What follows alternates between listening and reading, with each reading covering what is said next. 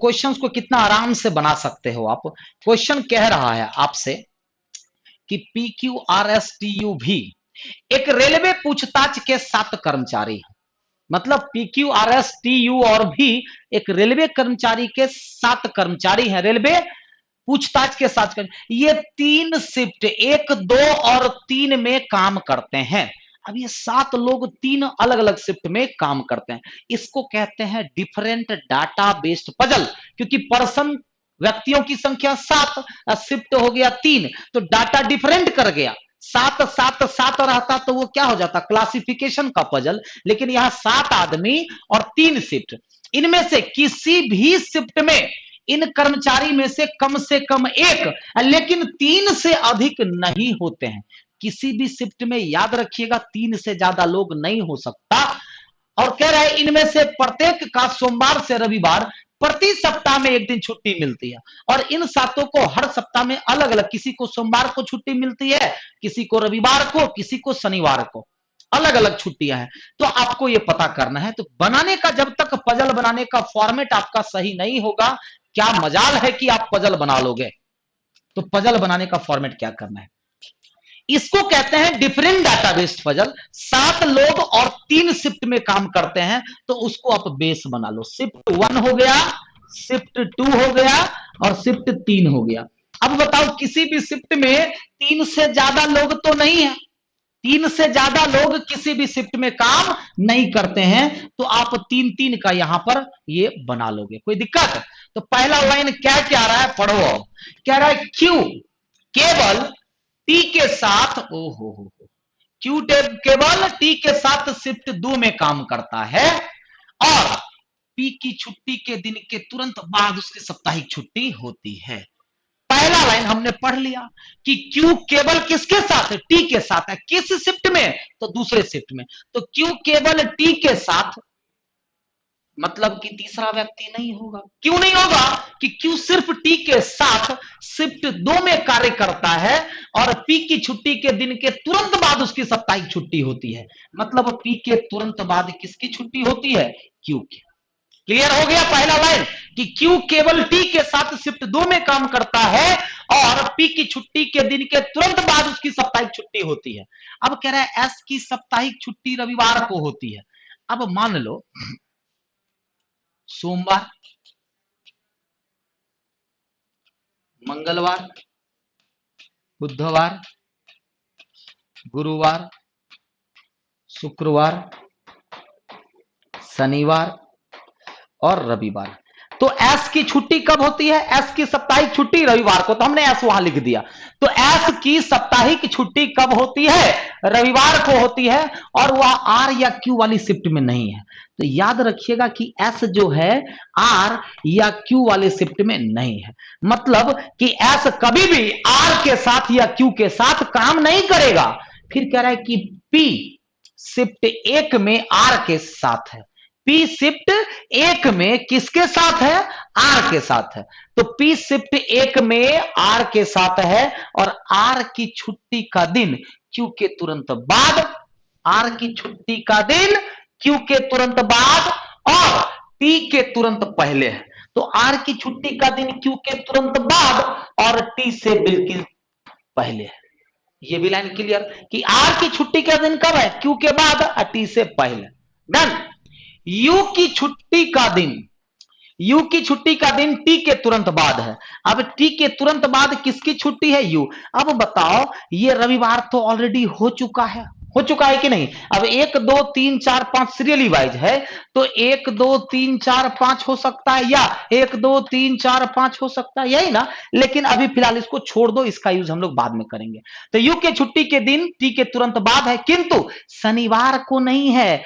याद रखिएगा कि यू जो है वो शनिवार को नहीं होगा। इसका मतलब अब आप क्लियर हो गए कि हो जाएगा पी, और पी के छुट्टी के तुरंत बाद क्यू, क्यू के छुट्टी के तुरंत बाद आर, आर की छुट्टी के तुरंत बाद टी, टी के छुट्टी के तुरंत बाद यू।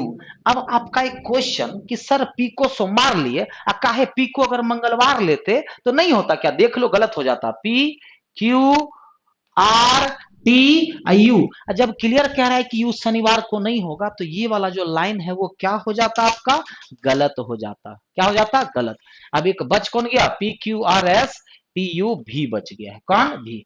सबकी साप्ताहिक छुट्टी तो पता चल गई।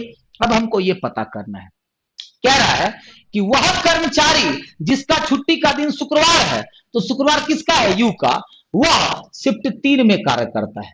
मतलब यू कौन से शिफ्ट में काम करेगा, 3 में। अब बताइए एस आर के साथ काम तो नहीं करेगा, अब इसका यूज कर चुके आप, अब इसका यूज कीजिए कि एस आर के साथ काम नहीं करेगा तो एस कहां हो जाएगा, यहां पर। कोई दिक्कत। आगे का लाइन क्या कह रहा है, तो वह कर्मचारी जिसकी छुट्टी का दिन शुक्रवार है वह शिफ्ट 3 में कार्य करता है, और जिसकी छुट्टी शनिवार को है वह टी के साथ काम नहीं करता है। अब जिसकी छुट्टी शनिवार को है मतलब भी, अब वह टी के साथ काम नहीं करता है। लास्ट लाइन पढ़िए, क्लियर हो जाएगा कि भी ना तो शिफ्ट 2 में, भी ना तो शिफ्ट 2 और ना ही 3 में कार्य करता है। तो भी 2 में भी 3 में नहीं, तो भी किस में, इसमें। इसका मतलब 7 लोग हो गया। देखिए तो 3 2 5 2 7। अब इस पर 5 सवाल है, फटाफट आंसर करो। क्या तो बताओ जरा, किसी को कोई दिक्कत, फटाफट बताइए।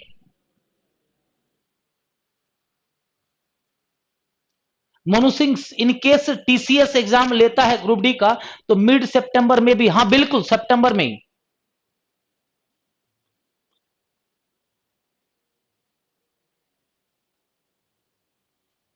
बच्चे लोग क्लियर हो गया, बताओ क्वेश्चन था ना अच्छा, क्वेश्चन था कि नहीं अच्छा, डन।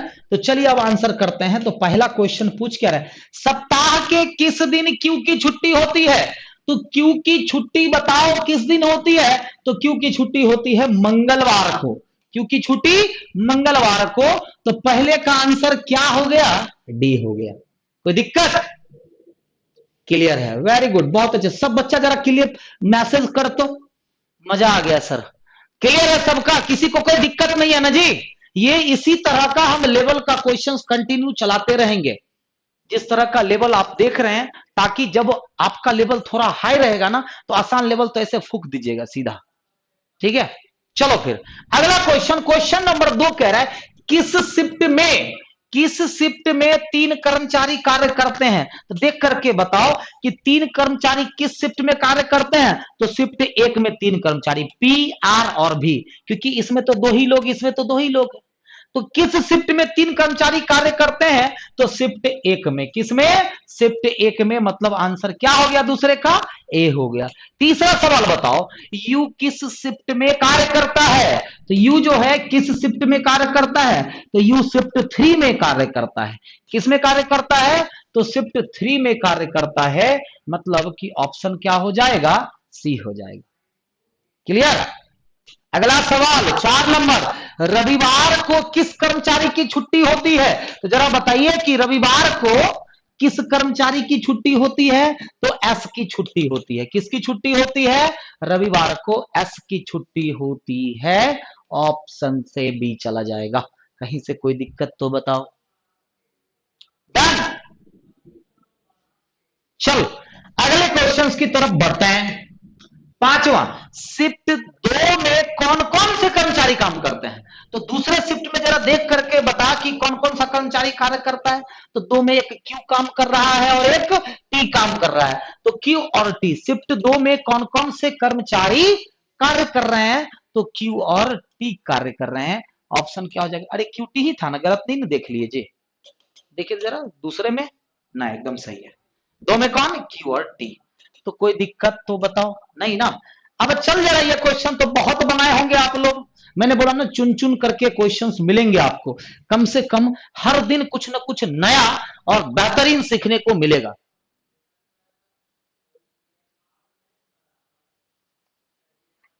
कह रहा है 15 व्यक्तियों के समूह में टोटल 15 व्यक्ति है। 7 व्यक्ति जर्मन भाषा, 7 व्यक्ति जर्मन भाषा, 8 व्यक्ति फ्रेंच भाषा बोल सकते हैं। क्या दे दिया, देखिए तो 3 व्यक्ति दोनों में से कोई भी भाषा नहीं बोल सकते। इसका मतलब टोटल छात्रों की संख्या कितनी, 15, और उसमें से 3 कोई भी भाषा नहीं बोलता है। अब 15 लोग हैं, 3 कोई भी भाषा नहीं बोलता, तो इसका मतलब दोनों भाषा बोलने वाले की संख्या कितनी हो गई? 12 हो गई। कितनी हो गई? 12। अब 12 में से क्या करता है, तो 7 लोग, 12 में से 7 लोग जो है जर्मन बोलता है, 8 लोग जो है फ्रेंच बोलता है। अब आपके मन में एक सवाल उठ रहा है, सर ये 8 7 15 12 से ज्यादा हो गया, सर ये 7 8 15 12 से ज्यादा हो गया। कितना ज्यादा हो गया? तो कितना ज्यादा हो गया? तो 12 और 15 हो गया, तो अंतर कितने का हो गया? 3 का। इसका मतलब 3 लोग दोनों ही भाषाएं बोलते हैं। वही आपसे पूछ रहा है कि समूह में कितने व्यक्ति जो दोनों भाषाएं बोल सकते हैं, तो दोनों भाषाएं बोलने वाले की संख्या कितनी हो गई? 3। अब ले क्वेश्चन सर 3 किसी ऑप्शन में है ही नहीं। सर ऑप्शन गलत सेट हो गया है, ऑप्शन एकदम सही है। दिमाग लगाओ कि क्या होगा आंसर। टोटल 15 लोग हैं, कुल विद्यार्थियों की संख्या कितनी? 15। 15 में से 3 लोग, चल कोई कुछ नहीं पढ़ता है, उसको हटा दो फिलहाल। अभी तो बच कितना गया? 12। 12 में से 7 जो है फ्रेंच बोलता है, 8 जर्मन बोलता है, तो 8 7 15। अब बोलने वाला है कितना? 12। अब बोलने वाला यहां 15 हो जा रहा है, मतलब 3 लोग बढ़ गए। इसका मतलब 3 लोग जर्मन भी बोलता है, फ्रेंच भी बोलता है। अब वही पूछ रहे हैं, लेकिन सर 3 किसी ऑप्शन में, तो 3 कितने छात्रों में? तो 3 कितने छात्रों में? 15 छात्रों में। और जब इसको काटिएगा तो 1/5 आएगा। कहां सर आएगा? Option A. जैसे परसेंटेज निकालते हैं ना, 14 से 15, 6 पुस्तकें A B C D E F का मूल्य अलग अलग है। डी जो ई से महंगा है 40 का है। अब डी जो ई से महंगा है कितने रुपये का है? 40 रुपए का है। डी जो ई से महंगा है 40 का है। एफ की कीमत बी और सी से कम है। अब एफ की कीमत बी और सी से कम है, मतलब दोनों से एफ की कीमत कम है। एफ की कीमत बी और सी से कम है, लेकिन 45 की किताब से महंगी है। लेकिन यह 45 की किताब से महंगी है, तो एफ जो है 45 की किताब से महंगी है, तो डी से भी महंगी होगी कि नहीं होगी? सोच करके देखो। सबसे कम कीमत की किताब 30 रुपए की है, सबसे कम कीमत की किताब 30, जबकि बी जो सबसे महंगी नहीं है 70 की है, और बी कितनी की है? 70 की है। अब जरा ध्यान दो, अब एफ 45 से भी ज्यादा है, सोच के देखो। अब यहां से अगर देखते हैं, तो यहां से अगर देखेंगे तो एक और कम से कम एफ जरूर होगा। सर एफ यहां का ही नहीं होगा, क्योंकि एफ 45 से बड़ा है, तो डी तो 40 से है, मतलब 45 से भी बड़ा होगा तो एक और कोई होगा। अब एफ से बड़ा कौन कौन? बी और सी। अब कह रहा है बी सबसे महंगी नहीं है, लेकिन 70 रुपए की है, तो सी तब यहां हो जाएगा। देखिए 1 2 3 4 5 और 6। अब बी सबसे महंगी नहीं है, लेकिन कितने रुपए की है? 70 रुपए की है। डन। तो 40 अगर ये है, अब 45 का तब तो ये हो जाएगा। क्लियर? 45 का सबसे कम कीमत की किताब 30 रुपए की, तो इसकी वैल्यू कितनी हो गई? 30। अब यहां पर बच कौन गया? ए बच गया। कौन बच गया है? ए। अब एफ और सी की कीमत कितनी है वो क्लियर नहीं किया गया है, आप उसी के अकॉर्डिंग आंसर करोगे। तो आपका डायग्राम सेट हो गया, कितना आसानी से बन गया। पहला बताइए डी ई से महंगी और 40 रुपए की। अब एफ बी सी से कम लेकिन 45 से ज्यादा, तो 45 से ज्यादा का मतलब 40 से ज्यादा एफ, अब 45 से भी ज्यादा, तो एक तो बीच में होगा। अब एफ से बड़ा बी, बी से बड़ा सी। बी को सर पहले काहे नहीं लिए? क्योंकि बी सबसे महंगी नहीं है, क्लियर लिख दिया है, तो बी यहां सबसे महंगी किताब कौन सी? सी। तो ये आपका हो गया कंप्लीट सेट। अब इसी पर से आपको आंसर करना है। जरा देखिएगा 14 नंबर में कौन सी किताब सबसे महंगी है, तो जरा बताइए कि सबसे महंगी किताब जो है वो कौन सी है? तो सबसे महंगी किताब सी है। सबसे महंगी किताब कौन सी? तो सी। 15 नंबर में देखिएगा, किताब एक की कीमत कितनी हो सकती है? तो एक की कीमत कितनी हो सकती है? तो किताब एक की कीमत क्लियर है कि 45 रुपए। कितने रुपए? 45 रुपए। Option B. Option B. तो आज यहीं तक, इसका 5 क्वेश्चन जो रह गया हम कल मैकअप करा देंगे, ठीक है? बिल्कुल सही है। चलिए, अहमद हमीद से बड़ा है और रवि राकेश के बराबर है, लेकिन आनंद शशि से छोटा है जो राकेश के बराबर का है। देखिए मैं एक बार मिला देता हूं फिर से। अहमद हमीद से बड़ा है और रवि राकेश के बराबर है, लेकिन आनंद शशि से छोटा है जो राकेश के बराबर का है। चलिए, तो कह रहे हैं पहला कि अहमद हमीद से बड़ा है। मान लो कि ये अहमद हो गया। अब अहमद जो है वो हमीद से बड़ा है, पहला लाइन तो हमने सेट कर लिया। फिर कह रहा है रवि राकेश के बराबर का है। साइड में लिख लेंगे कि रवि जो है राकेश के बराबर का है, यही नहीं कह रहा है। तो रवि राकेश के बराबर का है, लेकिन आनंद शशि से छोटा है। जो अब आनंद जो है वो क्या है, आनंद शशि से छोटा है।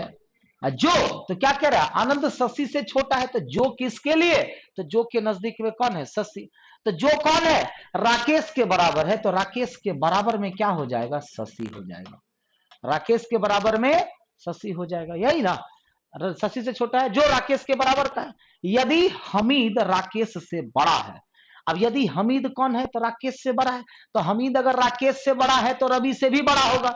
अब हम सबको कलेक्ट करते हैं, एक इंफॉर्मेशन, दो इंफॉर्मेशन और तीन इंफॉर्मेशन, तीनों को जब कलेक्ट करेंगे तो आपके पास कलेक्ट क्या होगा, तो देखो सबसे बड़ा हो जाएगा अहमद, अब अहमद से छोटा हमीद।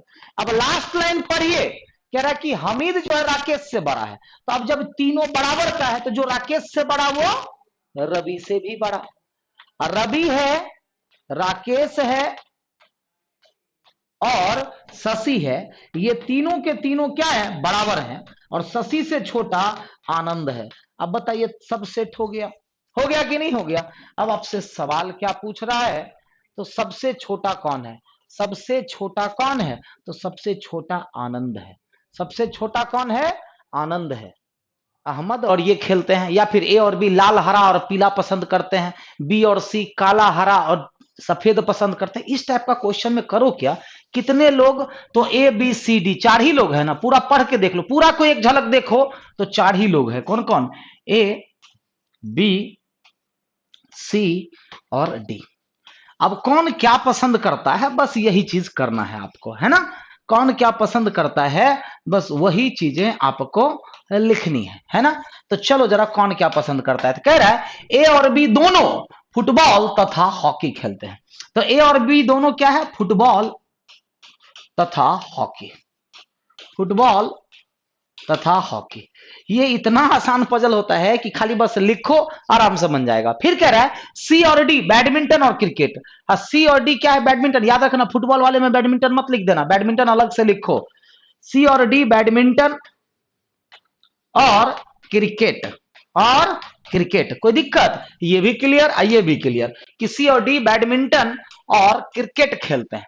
अब कह रहा है कि बी और सी क्रिकेट और फुटबॉल खेलते हैं। कौन कौन, बी और सी क्रिकेट और फुटबॉल, तो बी तो ऑलरेडी फुटबॉल खेलता है, मतलब यह क्रिकेट भी खेलेगा। और सी भी क्रिकेट तो खेलता है, फुटबॉल भी खेलेगा। देखिए तो बी और सी फुटबॉल और क्रिकेट हो गया, हाँ सर हो गया। लास्ट ए और डी हॉकी और बैडमिंटन खेलते हैं, तो ए और डी हॉकी खेलेंगे, तो ए तो ऑलरेडी हॉकी खेलते हैं, तो ये भी हॉकी खेलेगा। अब ए और डी हॉकी और बैडमिंटन, तो डी तो ऑलरेडी बैडमिंटन, ये भी बैडमिंटन हो गया। अब इस पर दो तीन सवाल पूछेगा आपसे, यहां मैंने चार सवाल पूछे हैं, एग्जाम में तीन ही सवाल पूछेगा। तो जरा बताइए कि क्या आंसर होगा, तो बैडमिंटन, फुटबॉल और हॉकी।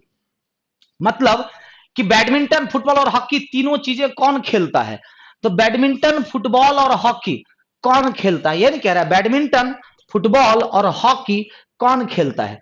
तो देखिएगा हॉकी का मतलब बीच, फुटबॉल का मतलब और बैडमिंटन का मतलब कौन हो जाएगा, ए।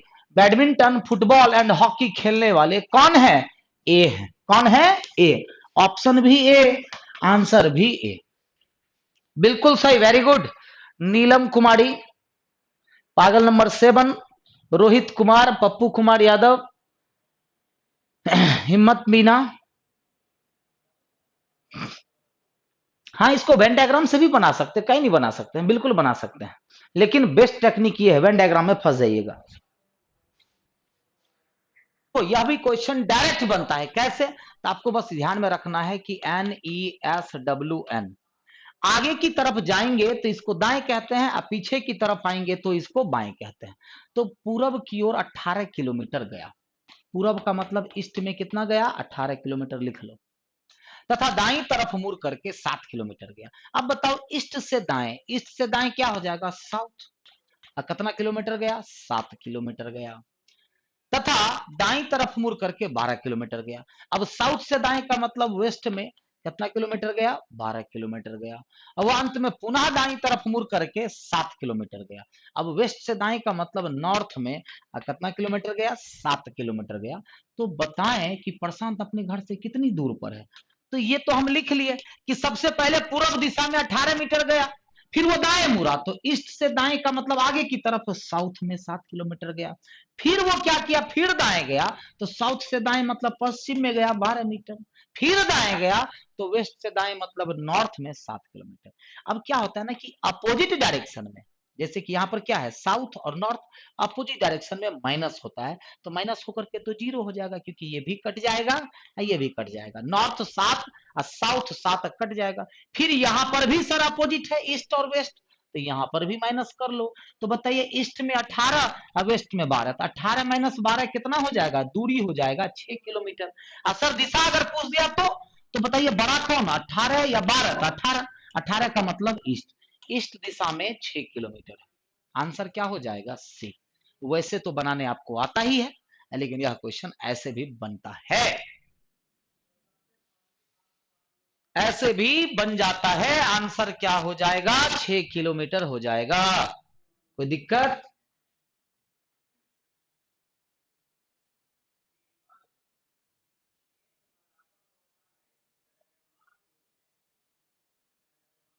चलो अगला क्वेश्चन 13 नंबर। पांच मित्रों के पांच मित्रों में पांच मित्रों में अमर ब्रजेश से लंबा है, तो ए से अमर, अमर ब्रजेश से लंबा है। सुरेश प्रवेश से नाटा है, छोड़ दीजिए। अब ब्रवेश और ब्रजेश प्रवेश से नाटा है, लेकिन प्रवीण से लंबा है, तो ब्रजेश प्रवेश से नाटा, ब्रजेश जो है वह ब्रजेश प्रवीण से, सॉरी, ब्रजेश प्रवेश से नाटा लेकिन प्रवीण से, तो ब्रजेश प्रवेश से नाटा किंतु प्रवीण से लंबा है। डन। अब कह रहा सुरेश प्रवेश से नाटा है, तो सुरेश प्रवेश से नाटा है, तो सबसे लंबा कौन है? तो तय कर सकते हैं। देखो ये है प्रवेश, ये है प्रवीण, प्रवेश लिख ही देते हैं, ठीक है, लिख ही देते हैं पूरा नाम। ये देखो पहला लाइन क्या कह रहा है, ब्रजेश अमर ब्रजेश से लंबा है। मान लो कि ये अमर है, अमर क्या है? ब्रजेश से लंबा है। क्या है ये? ब्रजेश से लंबा है। डन। सुरेश प्रवेश से नाटा है, छोड़ दो। अब कह रहा है ब्रजेश प्रवेश से नाटा है। अब ये जो ब्रजेश है ना, अब ये ब्रजेश प्रवेश से भी नाटा है, ब्रजेश जो है प्रवेश से नाटा है, तो ब्रजेश प्रवेश से नाटा किंतु प्रवीण से लंबा है, तो ब्रजेश प्रवेश से नाटा है लेकिन प्रवीण से लंबा है। अब कह रहा है कि सुरेश प्रवेश से नाटा है। अब सुरेश जो है वो प्रवेश से नाटा है, तो सुरेश बताइए कि प्रवेश से नाटा है, तो सुरेश प्रवेश से नाटा है, तो सुरेश यहां पर भी हो सकता है, सुरेश यहां पर भी हो सकता है, और सुरेश लास्ट में भी हो सकता है ना। अब बताइए कि सबसे लंबा कौन? तो यहां पर अभी अमर ब्रजेश से बड़ा प्रवेश भी है, ब्रजेश से प्रवाह अमर भी है, तो अमर और प्रवेश में से कौन बड़ा छोटा हम नहीं बता सकते। तो सबसे लंबा कौन? या तो अमर या तो प्रवेश। इसीलिए आंसर क्या करेंगे? तय नहीं कर सकते, तय नहीं कर सकते। नाटा का मतलब छोटा, हाइट में छोटा। किनारे पर नहीं होगा तो यू कहां हो जाएगा? बाएं किनारे पर। और एस पंक्ति पर नहीं है तो एस कहां हो जाएगा? यहां पर। ये आपका लाइन बना। एक बार और समझ लीजिए, दिक्कत हो रही है तो टेंशन ना लें। देखो पहला लाइन क्या कह रहा है, यहां से शुरुआत करेंगे हम लोग कि क्यू टी के दाईं तरफ है, क्यू कहां पर है? तो टी के दाईं तरफ है, बैठा लिए। अब कह रहा है कि आर जो है, ये लाइन बैठाओ, आर जो है पी और टी के बीच में, क्योंकि इससे ये कनेक्ट हो रहा है, तो आर जो है कहां पर है? तो पी और टी के बीच में है। अब कह रहा है कि एस किनारे पर नहीं है, एस किसी भी पंक्ति के किनारे पर नहीं है, ना दाएं और ना बाएं, तो एस को आप लास्ट में नहीं बैठा सकते। अब कह रहा है कि यू अंतिम दाएं किनारे पर नहीं है। अब बताइए कि यही दो लड़का बचले हैं, यू और एक्स, एस के बारे में कह रहा है किसी भी किनारे पर नहीं है, यू के बारे में कह रहा है दाएं किनारे पर नहीं है, इसका मतलब किसी एक को तो किनारे पर रहना पड़ेगा, क्योंकि यही दो लोग हैं यू और एस, तो किसी एक किनारे पर तो रहेगा। एस कह रहा है किसी भी पंक्ति के किनारे पर नहीं है, लेकिन यू के बारे में कह रहा है कि दाएं किनारे पर नहीं है, तो यू को हम बाएं किनारे पर तो रख ही सकते हैं ना। एस किसी भी किनारे पर नहीं है, मतलब ये सेट हो गया, एक बार में सेट हो गया। 10 देखिएगा, आज शुरू के 10 क्वेश्चन मैंने सेटिंग का ही रखा है। अगला 10 क्वेश्चन मिक्स, कह रहा है कि A C D I L P और एम उत्तर की ओर मुंह करके एक सीधी रेखा। कितना लोग हो गया जी? 3 3 6 और 1 7 लोग हो गए। 7 लोग उत्तर की ओर मुंह करके बैठे हैं। कौन कहां बैठा है? तो पी ए के दाएं चौथे स्थान पर बैठा है। पी कहां पर? तो पी जो है ए के दाएं चौथा, मान लो कि ए है, 1 2 3 4 में पी हो गया, तो पी कहां पर? ए के दाएं चौथे स्थान पर बैठा है। और सी पी के बाएं दूसरे स्थान पर, और सी कहां पर? तो पी के बाएं दूसरे स्थान पर बैठा है। डी मध्य में बैठा है और एम के दाएं दूसरा है। अब डी मध्य में, तो 3 2 5 लोग हो गया। अब डी मध्य में, एक बात बताइए, 5 में से अगर हम एक लोग को इधर बैठा दें और एक लोग को इधर बैठा दें, तो डी कह रहा है मध्य में, तो डी मध्य में हो पाएगा? नहीं हो पाएगा। इसका मतलब सर एक एक नहीं बैठा सकते, या तो आप दोनों को इधर बैठा लीजिए तो डी यहां हो जाएगा, नहीं, या आप दोनों को इधर बैठा लीजिए तो डी कहां हो जाएगा? यहां पर। तो जरा देखिएगा, अगर हम इधर बैठाते हैं दो लोगों को तो डी मध्य में हो जाएगा, डी मध्य में हो जाएगा। सोच करके देखो, तो डी मध्य में बैठा है और एम के दाएं दूसरा है, और एम के दाएं दूसरा। अभी गलत हो जाएगा तो लास्ट वाला सही हो जाएगा। आई पी से यथासंभव दूरी पर है, तो आई पी से यथासंभव, आई और पी के बीच एक व्यक्ति बैठा है, तो गलत हो गया ना। आई और पी के बीच में एक व्यक्ति बैठ पाया? आई पी के बीच एक व्यक्ति बैठा है, तो आई और पी के बीच में एक व्यक्ति हो ही नहीं पाया, मतलब कि ये जो बैठाए हैं हम लोग गलत बैठाए, तो दोनों लोग किधर होगा? इधर। अब यहां पर क्या हो जाएगा? डी मध्य में, एम के दाएं दूसरा। अब आई और पी के मध्य एक व्यक्ति, तो हो गया। अब सेट हो गया कि नहीं हो गया? आई और पी के मध्य एक व्यक्ति बच कौन गया है? A C D I, A C D I, L P M, तो एल बच गया है। कौन बच गया है? एल। अब इस पर सवाल क्या पूछ रहा है? निम्न में से कौन सा जोड़ा पंक्ति के छोरों पर बैठे व्यक्तियों को निरूपित करता है? तो बताइए, पंक्ति के छोरों पर कौन कौन बैठा है? एक छोर पर ए और एक छोर पर आई, तो ए और आई इनमें से कोई नहीं। ठीक है, 10 तक रहेगा आपके एग्जाम में, लेकिन 2 आदमी हम बढ़ा दिए, तो 10 तक तो आपके रेलवे में पूछा है आराम से। तो कह रहा है कि हाँ, अगर जेई में जाते हैं तो खैर खतरनाक सेटिंग पूछा था जेई में। तो क्या कह रहा है? 12 व्यक्ति 2 समांतर पंक्तियों में इस प्रकार बैठे हैं कि प्रत्येक पंक्ति में 6 व्यक्ति हैं, मतलब 12 व्यक्ति 6 एक पंक्ति में बैठा है और 6 दूसरी पंक्ति में। फिर कह रहा है तथा अगल बगल बैठे व्यक्तियों के बीच समान दूरी है, मतलब इक्वल डिस्टेंस पर सारे लोग बैठे हैं। पहली पंक्ति में जे के एल एम एन, पहली पंक्ति में जे के एल एम एन तथा ओ बैठे हैं, तो पहली पंक्ति में जे के एल एम एन ओ, मतलब जे से लेकर के ओ तक बैठा है, परंतु आवश्यक नहीं किसी क्रम में हो, तथा उनमें से सभी व्यक्ति का मुख उत्तर की ओर है, मतलब जे से लेकर के ओ तक का मुख किधर है? उत्तर की ओर। और दूसरी पंक्ति में एस से लेकर के एक्स तक बैठा हुआ है और उन व्यक्ति का मुख दक्षिण की ओर। अतः दी गई व्यवस्था के अनुसार एक पंक्ति का एक सदस्य दूसरी पंक्ति के दूसरे सदस्य के तरफ आमने सामने मुख करके। तो जब भी इसका जो क्वेश्चन होता है ना, तो इतना ना भाषण ही दे देता है ना, आपको हम सिंपली वे में समझाते हैं, इसके भाषण पे मत रहिए, हम इसको हटा देते हैं। देखिए, पहली पंक्ति में 2 पंक्ति है, 6 लोग इस पंक्ति में, 6 लोग इस पंक्ति में, ठीक है। अब देखिए, अब एस से लेकर के एस तक, एस से लेकर के एस तक का मुख दक्षिण की तरफ, मतलब कि ऊपर के लाइन में, और जे से लेकर के ओ तक ये 6 लोग का मुख उत्तर की तरफ है ना। तो आपका लैंग्वेज स्टार्ट कहां से होता है? यहां से। तो कह रहा है एक्स के बाएं दूसरे स्थान पर यू बैठा है, तो एक्स तो ऊपर बैठेगा, तो एक्स के बाएं दूसरे स्थान पर, तो मान लो कि ये एक्स है, एक्स के बाएं दूसरे स्थान पर कौन बैठा हुआ है? यू। कितना लोग बोल रहे हैं कि क्या कर रहा है सर? ये क्या कर रहे हैं? एक्स के बाएं बोल रहा है, आप दाएं बैठा रहे हैं, तो ये बात देखिए, इसका मुख दक्षिण की तरफ है ना, क्योंकि ऊपर के पंक्ति में बैठे का मुख दक्षिण की तरफ, तो बाएं दाएं उल्टा होता है कि नहीं, और नीचे के पंक्ति में बैठे व्यक्ति का मुख उत्तर की तरफ। अब समझे हम उल्टा काहे किए? तो कह रहा है कि एक्स के बाएं, तो आप जब जानते हैं कि एक्स का मुख दक्षिण की तरफ है, ऊपर के लाइन में सभी व्यक्ति का मुख दक्षिण की तरफ है, तो ऊपर के लाइन में जो भी व्यक्ति बैठेगा बाएं दाएं उल्टा बैठाना।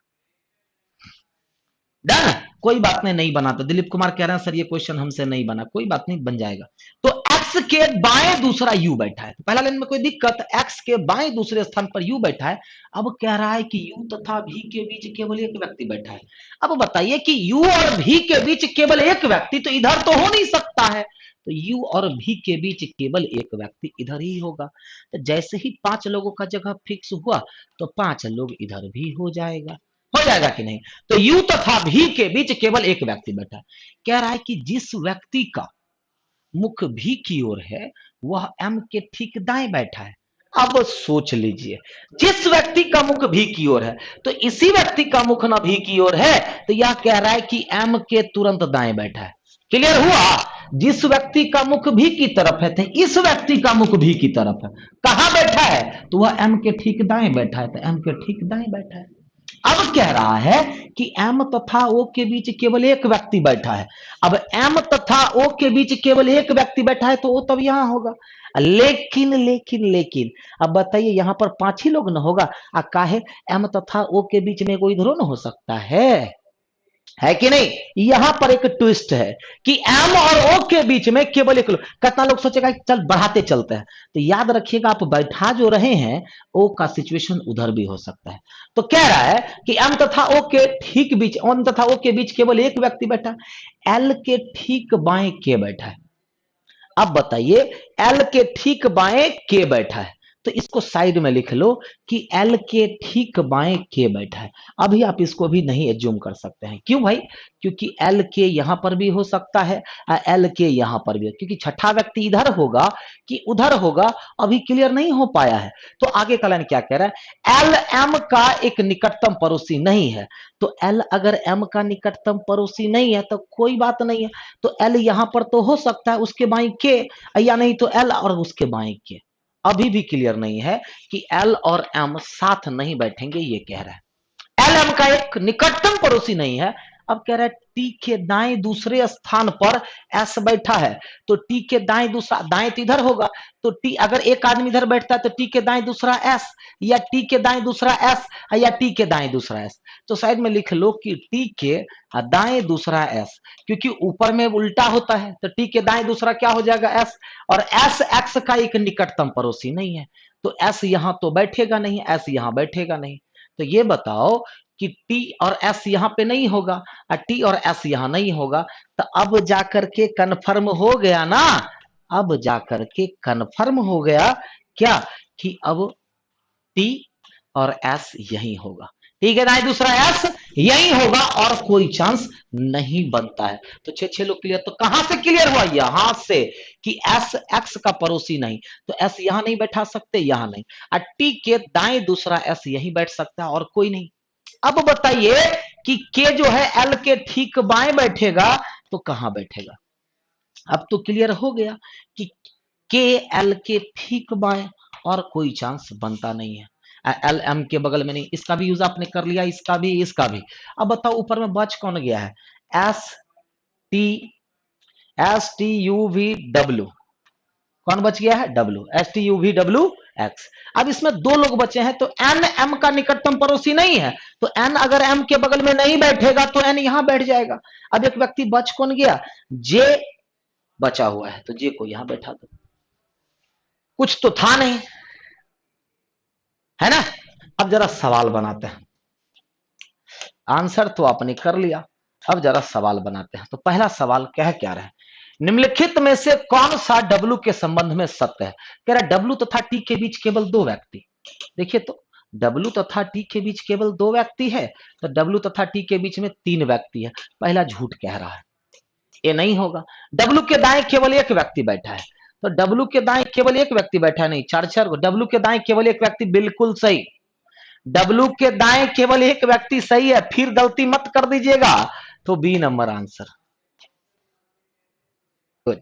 चलो देखो, 16 से 19 में कह रहा है 8 लोग। कितने लोग हैं? 8 लोग। कहां बैठे? वृत्ताकार। हाँ ठीक है, 4 2 6 2 8 लोग वृत्ताकार मेज के चारों तरफ बैठे हुए हैं। किधर मुख करके? तो केंद्र की ओर मुख करके बैठे। ए कहां? बी के दाएं को तीसरा है, जबकि सी के बाएं को दूसरा है। ए कहां? तो बी के दाएं को तीसरा है। ए कहां? तो बी के दाएं को तीसरा है, जबकि सी के बाएं को दूसरा है। तो ए कहां? बी के दाएं को तीसरा, लेकिन सी के बाएं को दूसरा है। डी और ई के मध्य एक लोग बैठा है जो सी के दाएं तीसरा है। क्लियर हो गया कि डी और ई के मध्य एक लोग बैठा है जो कहां बैठा हुआ है? तो सी के दाएं को तीसरा है।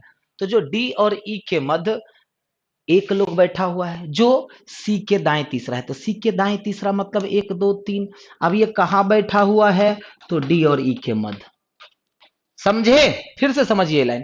कह रहा है कि डी और ई के मध्य एक लोग बैठा है जो कहां है? तो सी के दाएं को तीसरा। तो सी के दाएं को तीसरा भी है ना, ये कहां है? तो डी और ई के मध्य बैठा है। एफ जो सी का निकटतम पड़ोसी नहीं है, तो एफ तब तो यहां हो जाएगा। एफ जो सी का निकटतम पड़ोसी नहीं है, ई के दाएं को तीसरा है। अब बताइए, एफ ई के दाएं को तीसरा मतलब कि क्लियर हो गया कि ई तब यहां नहीं होगा। अब ई जब यहां नहीं होगा तो ई कहां हो जाएगा? यहां।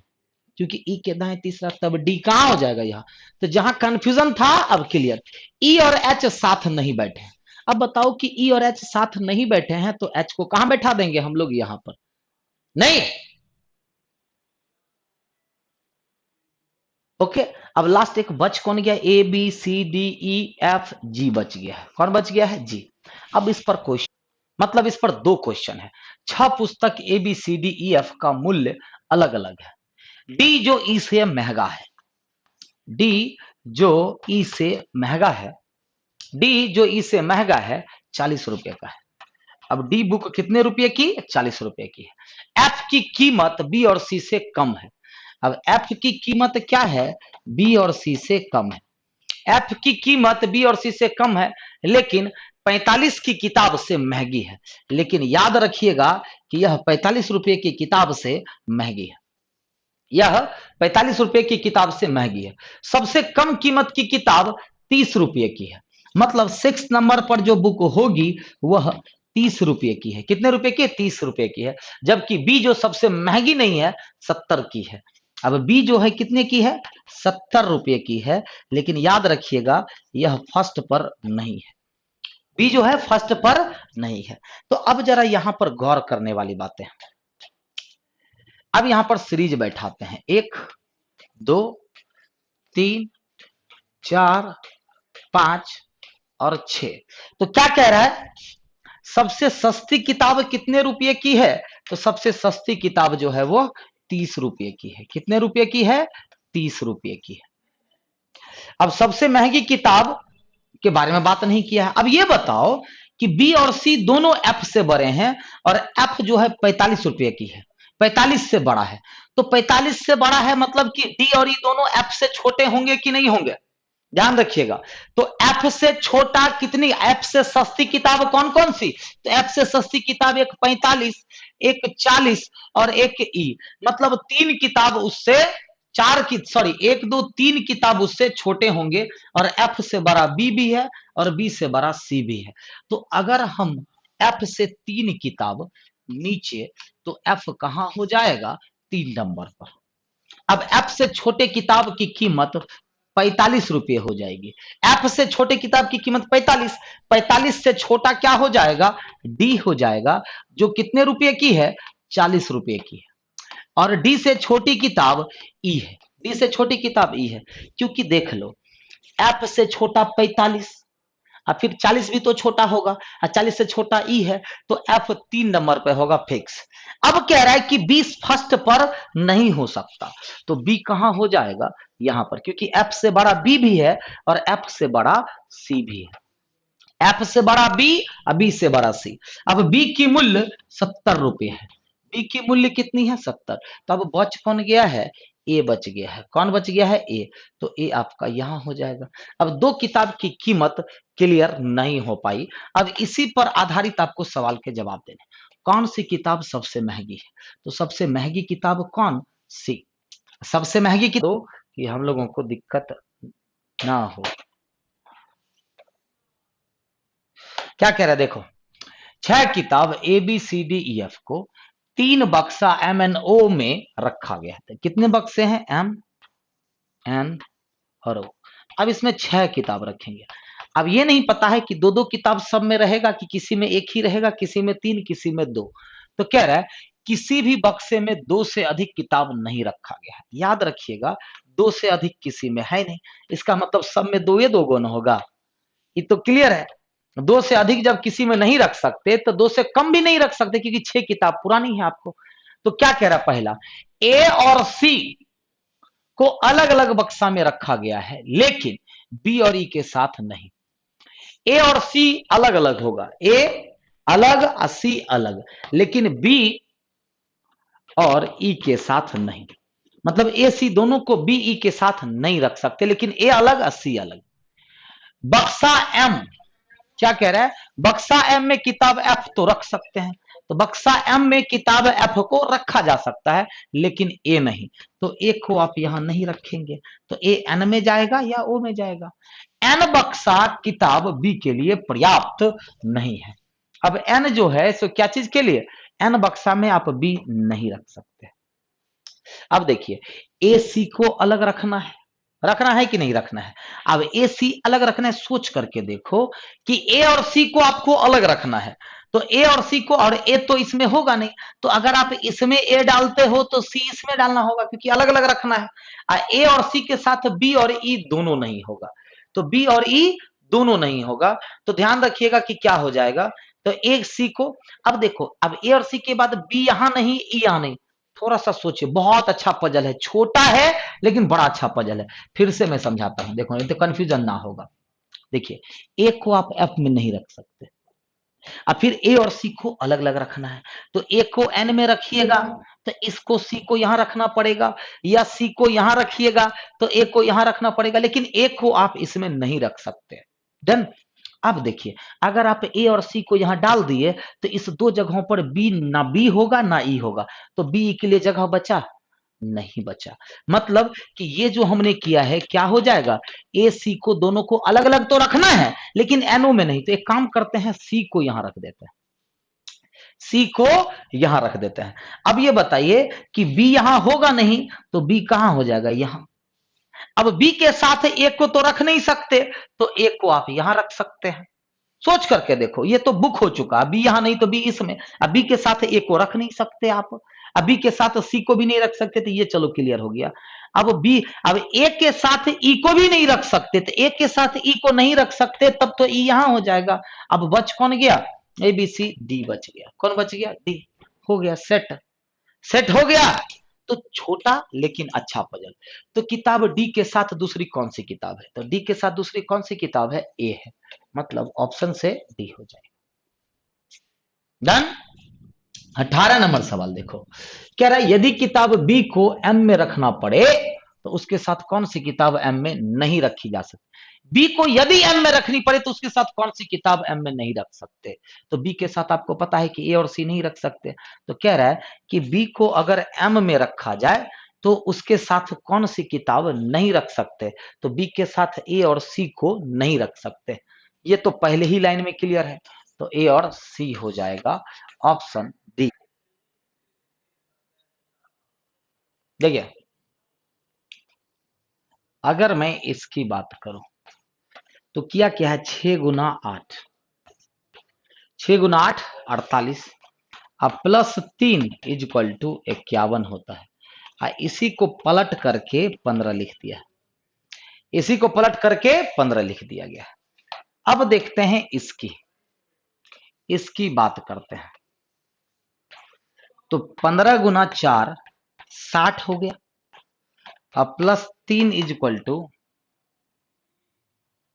सॉरी +5 ना होगा जी, यहां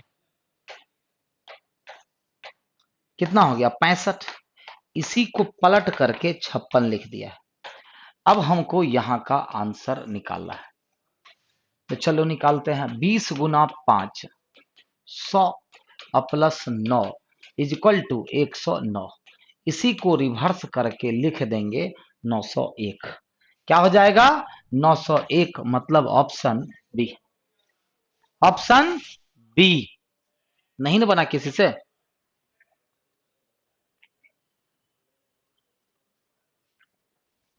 अगला सवाल 13 नंबर। राम के पास दो घड़ियां बनने के लिए लाई जाती है। राम के पास दो घड़ियां बनाने के लिए लाई जाती है। वह दोनों घड़ियों को 9 बजे सुबह मिला देता है। सुबह 9 बजे मिला देता है। कुछ घंटों बाद वह पाता है कि पहली घड़ी की मिनट की सुई 1 घंटा में 366 डिग्री का चक्कर पूरा करती है, जबकि दूसरी घड़ी का मिनट की सुई 1 घंटा में 348 डिग्री तय करती है। तो अगली सुबह 9 बजे दोनों घड़ियों के समय का कितना अंतर होगा? कुछ मत करो। सही समय कब बताइए? ये बताइए। 9 बजे सही समय बताइए। 9 बजे सही समय बताइए। तो सवाल पूछ रहा है अगली सुबह 9 बजे, मतलब अगली सुबह 9 बजे घड़ी क्या समय, अंतर बताइए कि कितना होगा। अंतर इज इक्वल टू हार्ट। ये भी एम फॉर्मेट में है और ये भी है एम फॉर्मेट में, लेकिन ये अगले दिन की बात करें। करो कुछ मत। एक घड़ी क्या करता है, घड़ियां वह दोनों घड़ियों को 9 बजे, कुछ घंटों बाद वह पाता है कि पहली घड़ी की मिनट की सुई 1 घंटा में। तो ये बताइए कि 1 घंटा में एक घड़ी क्या कर रही है? 6 डिग्री ज्यादा बढ़ रही है, 6 डिग्री ज्यादा। और दूसरी घड़ी 1 घंटा में, दूसरी घड़ी 1 घंटा में 12 डिग्री कम। तो ये बताइए कि 1 घंटा में दोनों घड़ी के बीच में अंतर कितने का? 18 डिग्री का। 18 डिग्री का मतलब 3 मिनट। मतलब हर घंटे घड़ी की दोनों सुइयों का अंतर कितने डिग्री का? 18। मान लो कि 0 से हम 6 किलोमीटर आगे गए और आप 12 किलोमीटर पीछे गए, तो हम दोनों के बीच में अंतर कितने का हो गया? तो 18 डिग्री का अंतर हो गया। मिनट वाइज देखे तो 3 मिनट का। मतलब 1 घंटे में अगर 3 मिनट का अंतर, तो बताइए 24 घंटे में कितना? 24 घंटे में कितना? तो 72 मिनट का अंतर हो जाएगा। कितना मिनट का? 72 मिनट का अंतर हो जाएगा। 72 का मतलब 1 घंटा 12 मिनट। 1 घंटा 12 मिनट का अंतर। तो बताइए ऑप्शन से क्या हो जाएगा? सी। डन। ये सब सवाल डायरेक्ट भी बना सकते हो। एक 6 डिग्री ज्यादा है और एक 12 डिग्री कम है, तो 18 डिग्री का मतलब 3 मिनट का अंतर हुआ। आज सुबह 9 बजे दे दिया और कल सुबह 9 बजे, मतलब 24 घंटे में, 24 घंटे में कितना? 72 मिनट आगे हो जाएगी। डायरेक्ट भी बनता है। ठीक है। अगला सवाल। एक वर्गाकार मेज पर 6 लोग A B C D E F बैठे हैं। एक वर्गाकार मेज पर 6 लोग ए बी सी डी बैठे हैं। ए और बी साथ साथ है, जबकि सी और डी के मध्य एक व्यक्ति है। तो ए और बी जो है वह साथ साथ है। सी और डी के मध्य एक व्यक्ति ई एफ के बाएं दूसरा बैठा है, जो ए के दाएं तीसरा है। तो क्या कह रहा है कि देखिएगा, ई एफ के बाएं दूसरा बैठा है जो, तो जो किसके लिए? एफ के लिए। ठीक है। जो ए के दाएं तीसरा है, तो एफ यहां हो जाएगा। और एफ कहां है? तो ई एफ के बाएं, ई एफ के बाएं दूसरा बैठा है। तो ये बताइए कि ए और बी जो साथ साथ बैठे हैं, तो बी यहां ना होकर के बी यहां हो जाएगा। कहीं कैसे? क्योंकि बी को यहां बैठा है, तो एफ के बारे में कह रहा है कि ई एफ के बाएं दूसरा है। तो ई जो है एफ के बाएं दूसरा और ए के दाएं तीसरा है। डन। तो ये लाइन हुआ कंप्लीट कि ई एफ के बाएं दूसरा बैठा है, जो ए के दाएं तीसरा है, और ए और बी साथ साथ बैठे हैं, जबकि सी और डी के मध्य एक व्यक्ति बैठे हैं। तो सी और डी के मध्य एक व्यक्ति बैठे हैं, लेकिन सी यहां की डी यहां, कह रहे डी बी के साथ नहीं बैठा है। तो डी यहां हो जाएगा और सी यहां हो जाएगा। हो गया। तो ए के बाएं दूसरा कौन है? तो पूछ रहा है कि ए के बाएं दूसरा कौन बैठा है? तो ए के बाएं दूसरा कौन बैठा है? तो सी बैठा है।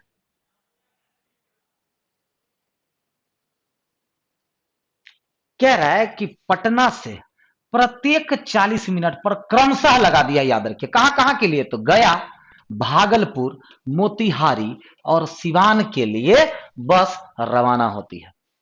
एक बस स्टैंड है जहां से, देखो आंसर आने लग गया। सबसे पहला आंसर आ गया है किसका? PK sir. क्या बात है, पीके सर। कहीं मैथ वाले पीके सर तो नहीं ना है ना? चेहरा तो ना मिल रहा है, एक बार फिर से देखने दीजिए तो। ना भाई, पीके सर कोई और है ना? चलिए चलिए, आंसर तो आने लगे। अरे ऐसे ही मजाक कर रहे थे।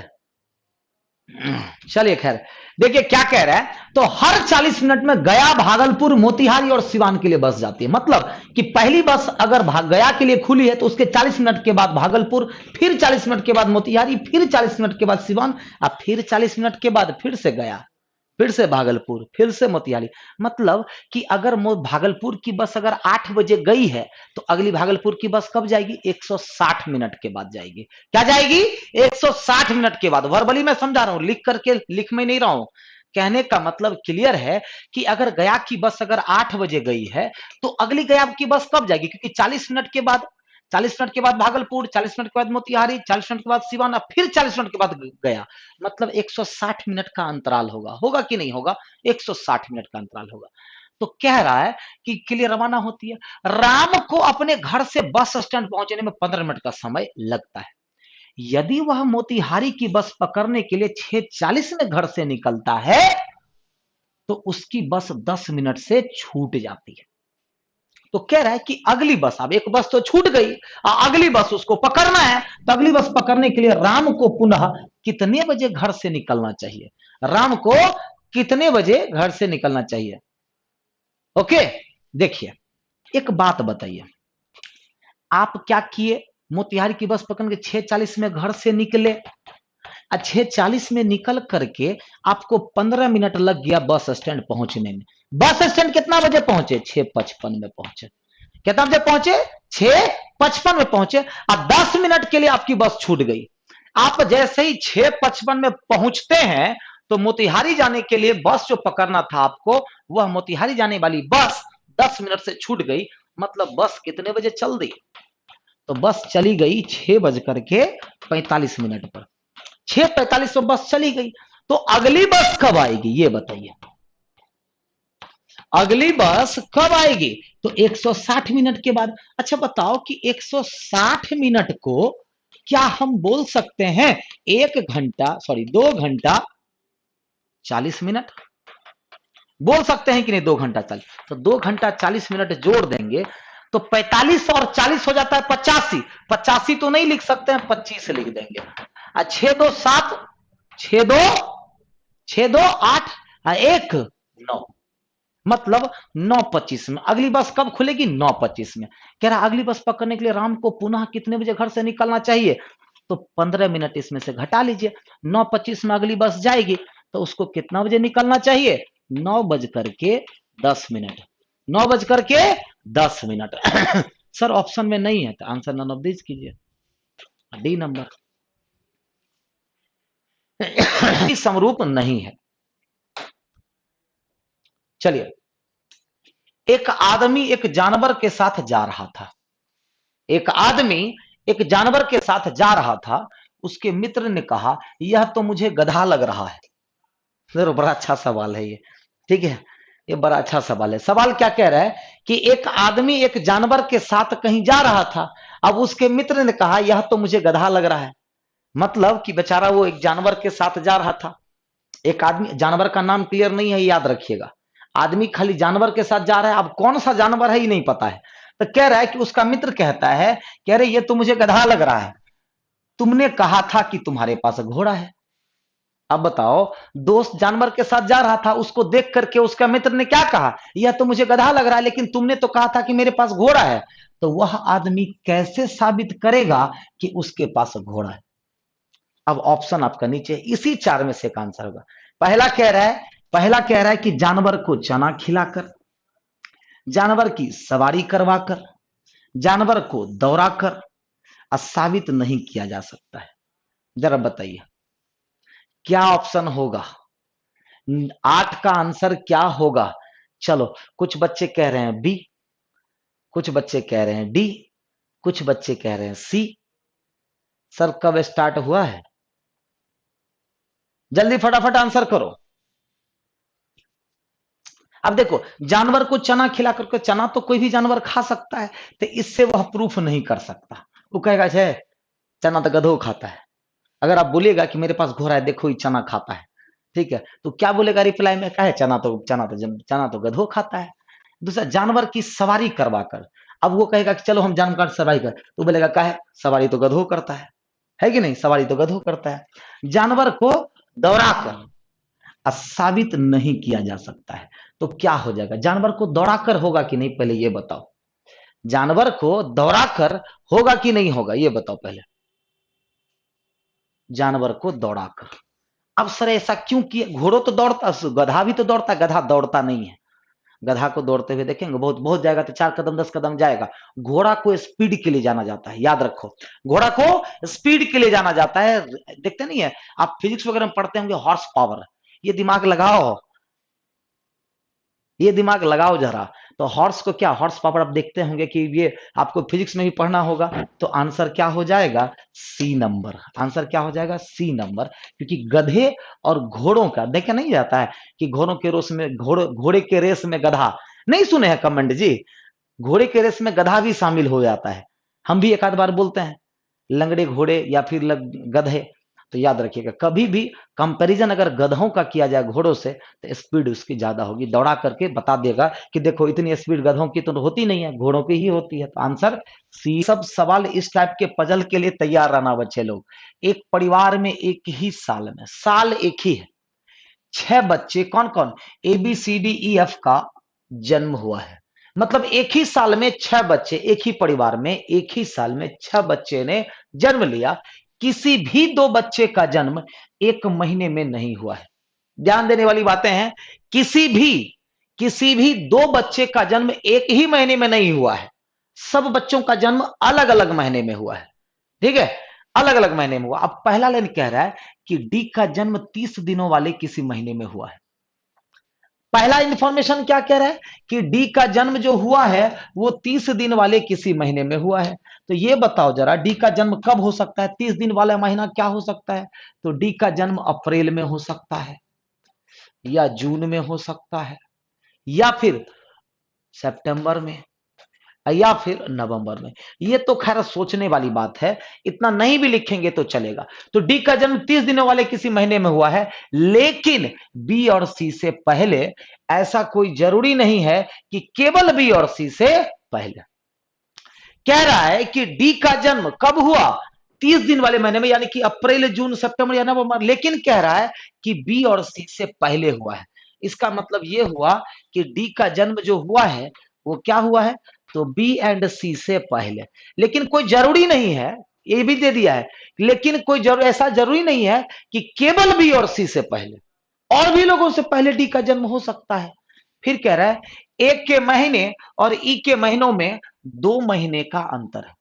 तो एक के महीने और ई के महीनों में 2 महीने का अंतर है। मतलब कि ए और ई के बीच में 2 महीने का अंतर है। क्या है? तो 2 महीना का अंतर है, 2 महीने का अंतर है। अब एफ का जन्म दिसंबर महीने में हुआ है। अब एफ का जन्म कब हुआ है? तो दिसंबर में। मान लो, देखो एक क्लू मिला हमको कि दिसंबर में किसका जन्म हुआ है? तो दिसंबर में जन्म हुआ है किसका? एफ का। तो दिसंबर में एफ का जन्म हुआ। एफ का जन्म दिसंबर महीने में हुआ है। कोई भी 2 बच्चे का जन्म लगातार के महीने में नहीं हुआ है। मतलब एफ अगर दिसंबर में जन्म लिया है तो दिसंबर के बाद नवंबर में किसी भी बच्चे का जन्म नहीं होगा, क्योंकि लगातार महीना हो जाएगा। तो वही कह रहा है ए सबसे बड़ा नहीं है। याद रखिएगा कि ए सबसे बड़ा नहीं है। जो बड़ा होता है ना वो पहले जन्म लेता है, यानी कि जनवरी में जन्म लेगा। ये सबसे छोटा है, इसका मतलब ये सबसे छोटा है, दिसंबर में जन्म लिया है। तो ए यानी कि सबसे पहले, यानी कि फर्स्ट पर नहीं होगा, ए फर्स्ट पर नहीं होगा। जबकि एफ के जन्म लेने और सी के जन्म लेने के मध्य एक बच्चे ने जन्म लिया। तो एफ और सी के बीच कितने बच्चे ने एक जन्म लिया? अगर ये दिसंबर है तो दिसंबर के बाद अल्टरनेट महीना लेकर के चलो। तो दिसंबर के बाद अल्टरनेट अगर लेते हैं तो क्या हो जाएगा? अक्टूबर। अक्टूबर के बाद अगस्त ले सकते हैं कि नहीं? अगस्त के बाद जून ले सकते हैं, क्योंकि लगातार महीना नहीं होना चाहिए। दिसंबर लिए हैं तो नवंबर नहीं ले सकते, हम अक्टूबर ले सकते हैं, अगस्त ले सकते हैं, अक्टूबर ले सकते हैं, अगस्त ले सकते हैं, जून ले सकते हैं। जून के बाद क्योंकि 6 बच्चे का जन्म होना है, दिसंबर से अल्टरनेट ही जाना पड़ेगा, आपको जाना पड़ेगा कि नहीं? जून के बाद अप्रैल हो जाएगा, अप्रैल के बाद क्या हो जाएगा? फरवरी हो जाएगा। 6 बच्चे हो गए कि नहीं हो गए? बताओ जरा, 6 बच्चे हो गए कि नहीं हो गए? एक दो, या तो लास्ट में या तो फरवरी होगा या जनवरी होगा, लास्ट में या तो फरवरी या जनवरी। तो सवाल क्या पूछ रहा है, अब ये देख लो। अब हमको देखना है कि सी तो एडजस्ट हो चुका है, सी हो चुका है कि नहीं। अब कह रहा है ए का जन्म सबसे पहले नहीं हुआ है, तो ए को आप यहां पर नहीं रख सकते, ए को आप यहां पर नहीं रख सकते। डी का जन्म 30 दिनों वाले महीने में, लेकिन बी और सी से पहले, तो सी से भी पहले और बी से भी पहले, तो डी का जन्म 100% अप्रैल में होगा कि नहीं होगा?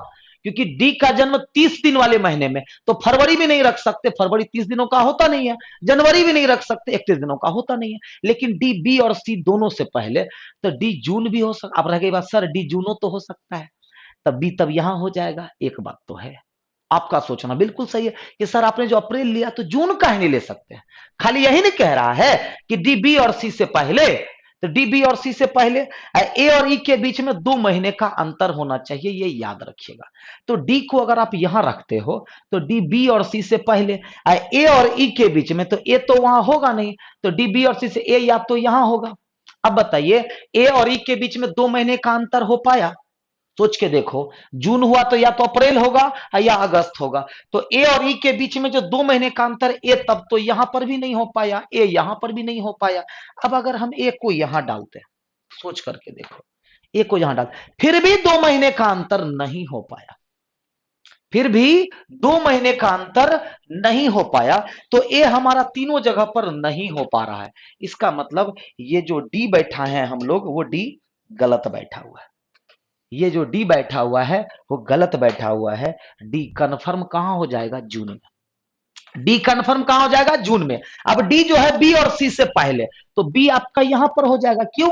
क्योंकि डी का जन्म बी और सी दोनों से पहले, तो आपने इसका भी यूज कर लिया। अब ए फर्स्ट में नहीं होगा, तो ए फर्स्ट में नहीं होगा तो ए यहां हो जाएगा कि नहीं? तो आपने इसका भी यूज कर लिया। अब कह रहा है कि ए और ई के बीच में 2 महीने का अंतर, तो अगर आप ई को यहां डाल देते हैं तो ए और ई के बीच में 2 महीने का अंतर हो गया, फरवरी से अप्रैल हो गया कि नहीं हो गया? तो इसका भी यूज हो चुका, इसका भी यूज हो चुका, और पजल हो गया पूरा सेट। तो एकमात्र क्लू था पूरा पजल में, ये अच्छे लेवल का पजल था। क्यों? क्योंकि क्लू मात्र एक दिया था कि दिसंबर में एफ होता है और एफ और सी के बीच में एक बच्चे का जन्म होता है। डी को सेट किए, एक क्लू ये था कि डी जो है 30 दिनों के महीने में, तो आपके पास 2 ही ऑप्शन था, या तो अप्रैल या तो जून। अगर हम डी को अप्रैल में डाल दिए तो ए और ई बैठ ही नहीं पा रहा था, कहीं भी नहीं बैठ पा रहा था। तो लास्ट में फाइनल हो गया कि डी यहां होगा जून में, और डी, बी और सी से पहले, तो ये भी क्लियर। अब ए और ई के बीच में 2 महीने का अंतर, तो जनवरी चला गया हवा खाने, जनवरी चला गया हवा खाने, क्योंकि ए अप्रैल हो गया, अप्रैल के बाद ये डन। चलो अब सवाल बनाते हैं हम लोग। तो सवाल क्या कहता है, तो ध्यान से देखिएगा। कह रहा है सी का जन्म किस महीने में हुआ है? तो जरा बताएंगे सी का जन्म किस महीने में हुआ है? तो वेरी गुड, क्या बात है, अगस्त। पल्लवी राहुल ने किया है अगस्त, रितेश पाल ने भी आंसर किया है अगस्त। बिल्कुल सही, जियो मेरे शेर, बना दिए ये क्वेश्चन बड़ी